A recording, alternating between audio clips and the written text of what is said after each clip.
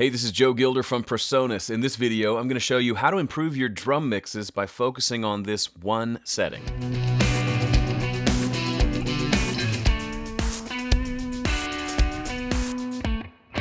All right, let's kick things off with a story. I've got a buddy who's a really good drummer and really good at recording drums, and he asked me to come over to his studio one day to help him with his drum mixes. So he pulled up a mix of something he had done, and everything sounded pretty good, but he kept saying it's just not punchy like I want it to be.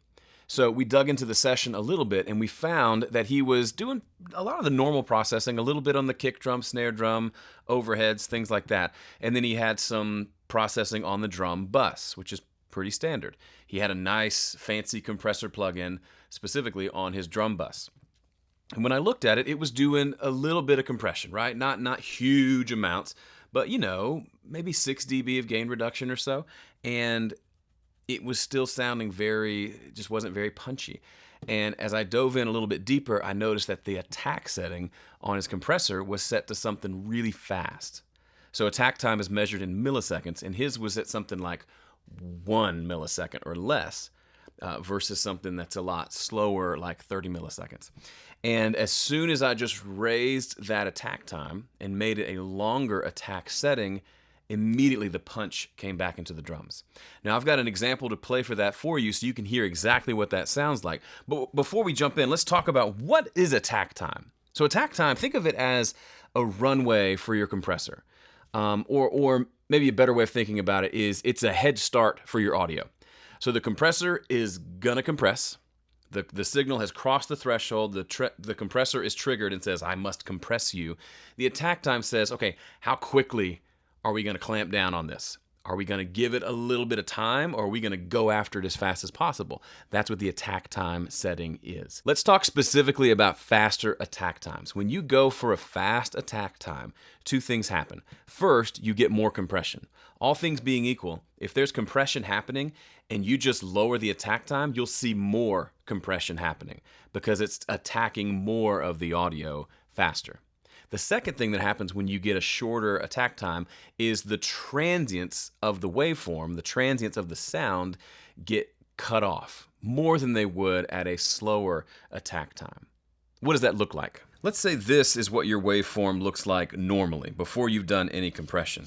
You slap a fast attack time compressor on there, and it looks like this.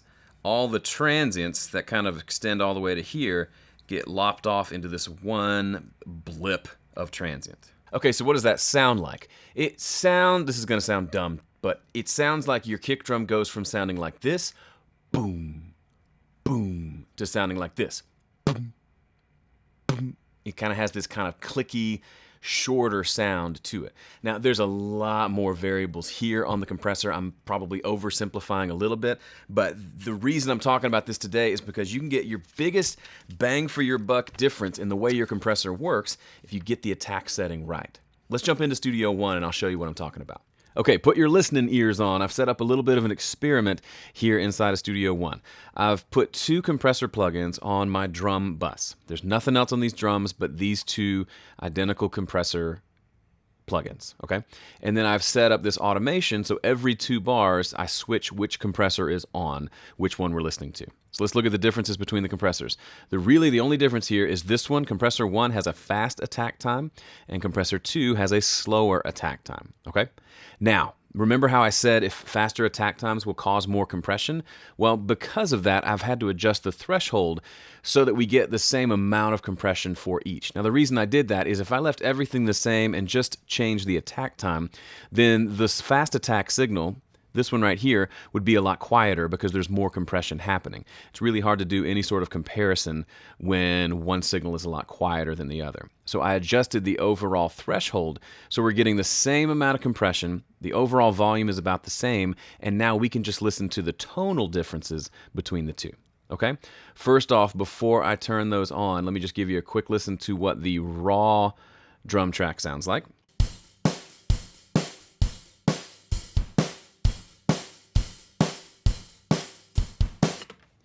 And now let me turn my automation back on, and I'm going to hit play, take a listen, then I'll come back and talk about a couple of things.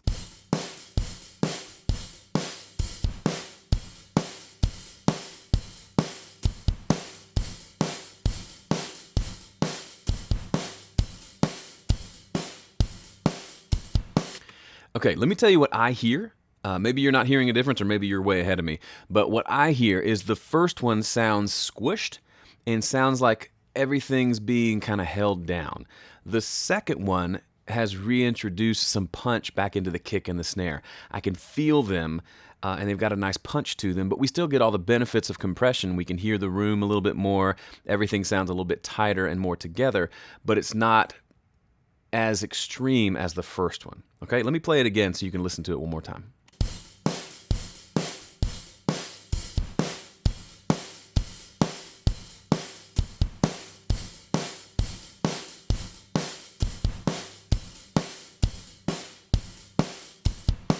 To my ear, Compressor 2, with its slower attack time, sounds way more natural, but also we still get we got a good amount of compression happening here, but we're allowing enough of the transients to come through to still maintain some punch and some oomph. Now, finally, I don't want you to walk away from this thinking, okay, slow attack time's good, fast attack time's bad. That's not the case. There are times when a fast attack time on the snare drum is just what it needs. It takes away some of the, maybe it's a little too transient and it calms it down. Vocals can be great with fast attack times. Sometimes bass can be good with fast attack times. Just know that the attack time will dramatically change. How many times have I said attack time? Will dramatically change how the compressor behaves and what the overall compressed sound sounds like. Thanks so much for sticking with me through this video. If you liked what you see here, be sure to subscribe and check out our other playlists and videos on this channel. We've got a lot of content here designed to help you get better at using Presonus gear, of course, but also just better in general at making better music. Thanks so much for watching. I'll see you in the next one. Shring. Meow. Whoop.